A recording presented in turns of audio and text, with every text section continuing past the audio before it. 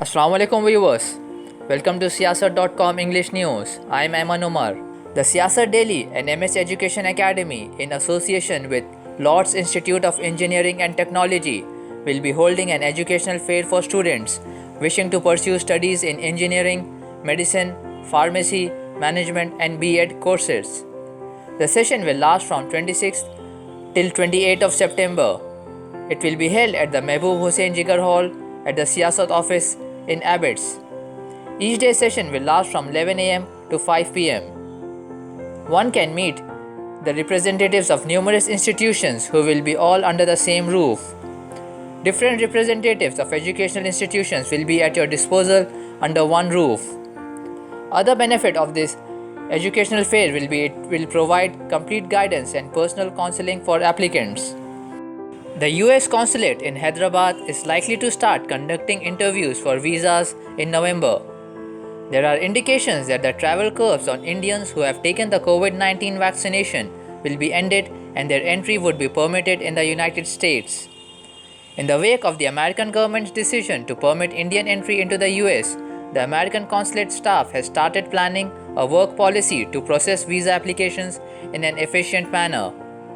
According to sources, steps are being taken to receive visa applications and conduct interviews from the beginning or end of November.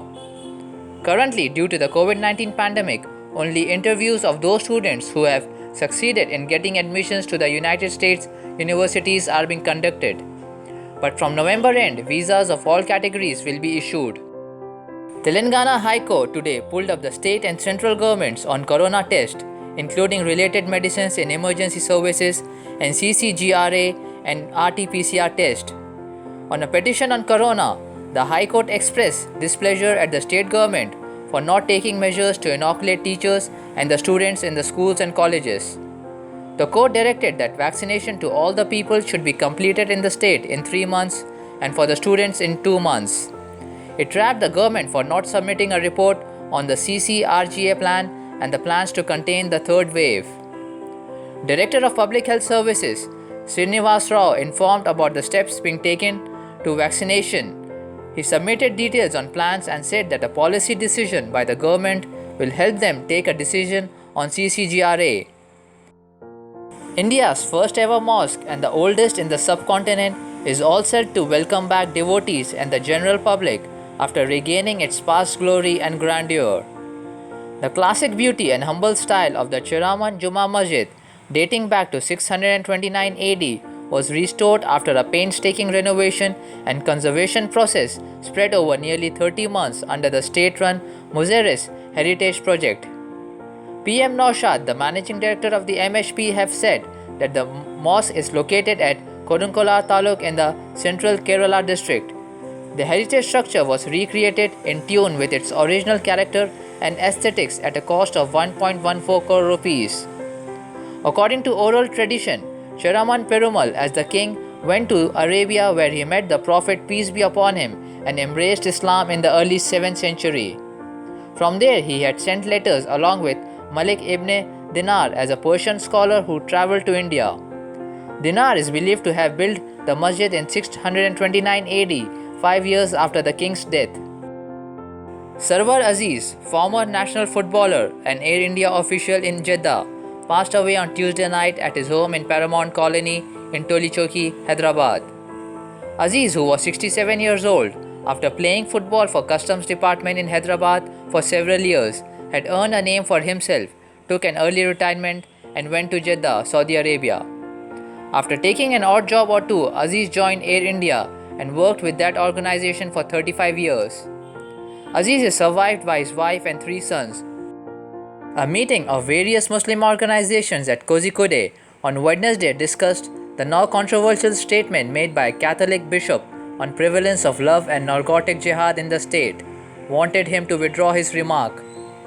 Bishop Joseph, speaking at a function at Mat Mariam Church in Kottayam district on 9th of September, alleged that non-Muslims in Kerala are subjected to love and narcotic jihad, which is spoiling lives, particularly of young people, by making them addicted to drugs.